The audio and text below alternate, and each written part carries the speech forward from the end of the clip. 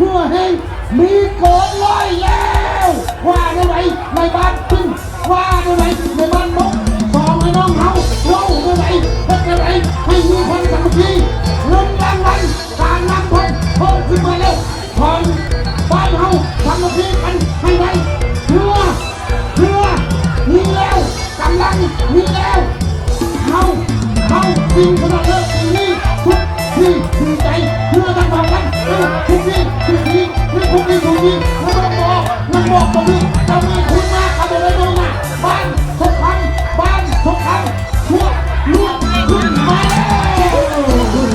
เคยที่คนจะเมื่อที่คนจะเมื่อก็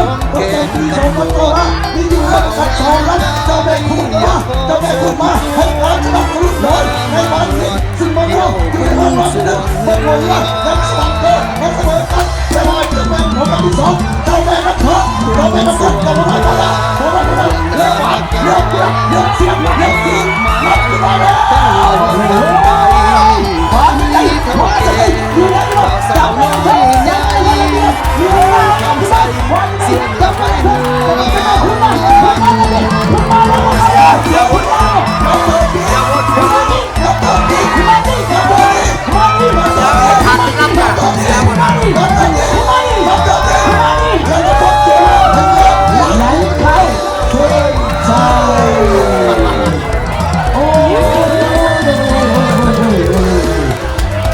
ธรรมดาเพื่อนเลยก็ธรรมดาสุดยอดเราต้องซีดีการจับออกมาจากสกัดอันนี้เจ้าแม่จะบอกครับดีนะครับแม่กลัวมากเลยจะเริ่มเข้ากันที่สองลำแล้วนะที่แม่เชิญที่สามแล้ว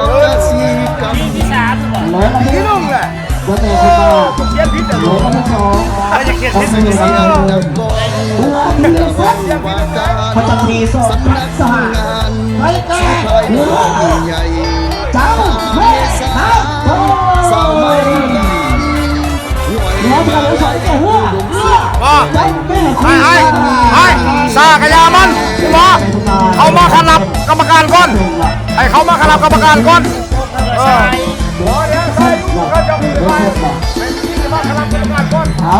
เป็นยังไงอะไรเนาะว่าเนื้อเต้นเต้นเลยบอกตัวสุดท้ายเลยว่าพี่จะสู้ทั้งว่ามือโมได้ให้ถามแม่น้ำเธอทุกวันไปโมได้ไปใส่เจ้าชินีไปใส่เจ้าชิเซไปใส่ให้ถามแม่น้ำเธอทุกวันจะเข้าดอนไหนจะไปดอนไหนเจ้าต้องผ่านแม่น้ำเธอนี่สาคอนพันชิเบียพันชิเชียพันชิชีพันชิบีพันชิบดังตั้งเจ้าบอกเขาสอนแม่ในตอนไม่โมเกี่ยวไม่โมดังไม่มาวันจุดนี้แล้วไม่โมยัน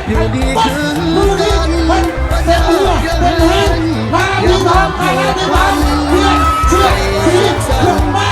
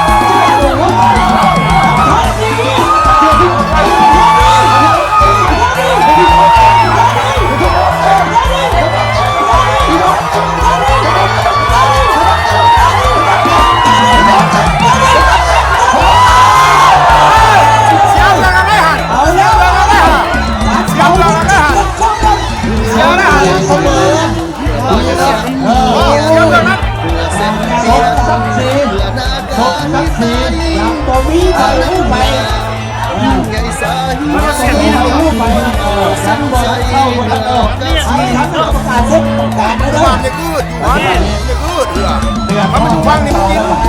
นเสียงว่าการสำนักงานสีภายน้อยใหญ่การตัดสินออกมาจะเป็นทางการขอสิงเสนอทรายภายในแล้วนั่นคือเจ้าเป็นที่สองแล้วนั่นที่สองจะเหลือจะการที่จะเกี่ยวเจ้าแม่หน้าที่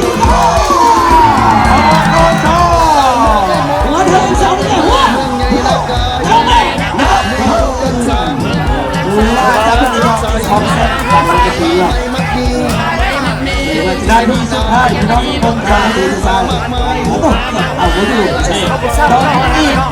ประมาณเกือบ50 ปียังหงเลยยังเสมอกันที่ตาไม่วันปัจจุบันเขาจะใช้ปรากฏว่านาทีทองใช้กับโจทย์เขาเลย เมื่อร่างกายผมกับมึงนะมันน้อยใหญ่ที่บ่ได้เอ่ยสีน้ำ สาวหัวใสอยู่แล้วอยู่ดีคือกันหัวใสคนนี้กันเอาเลยเมื่อร่างกายผมกับมึงนะมันสาวหัวใสให้รอบสิ่งสำคัญวันรอบเที่ยวนี้ผู้รู้มาไปวันนี้สาวหัวใสธนาคารมันต้องเอาดีเงินบัตรเงินเบี้ยเงินเสร็จที่เราที่นี่กันวันไทยเราที่ไหนให้วัดเบา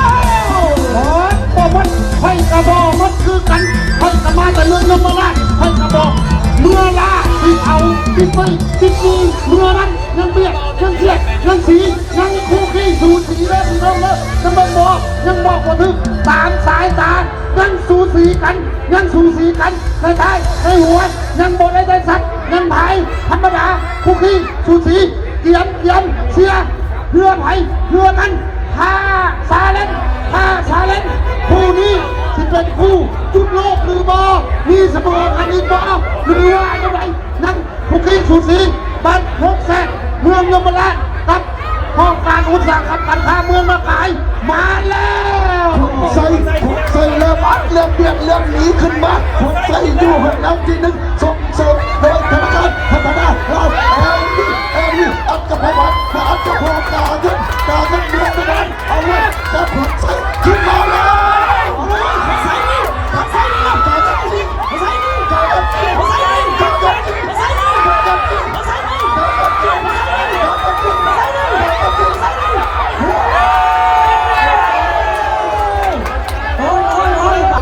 ไข่เจ้าเดี๋ยวที่79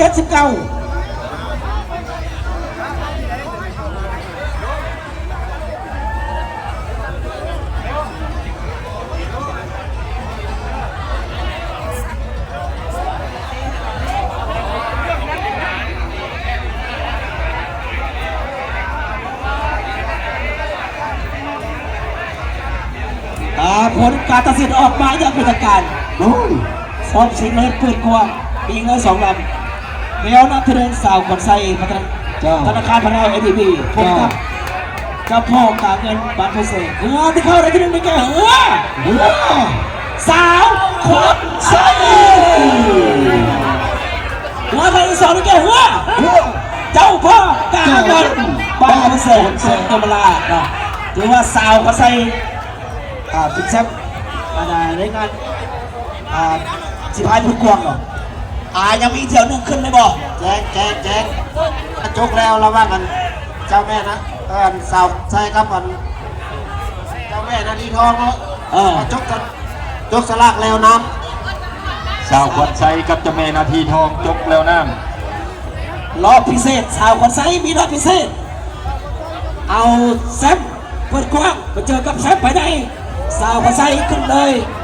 มีรางวัลพิเศษ1,500,000 กีบสาวคนใช้เอาเรือขึ้นเลยเด้อ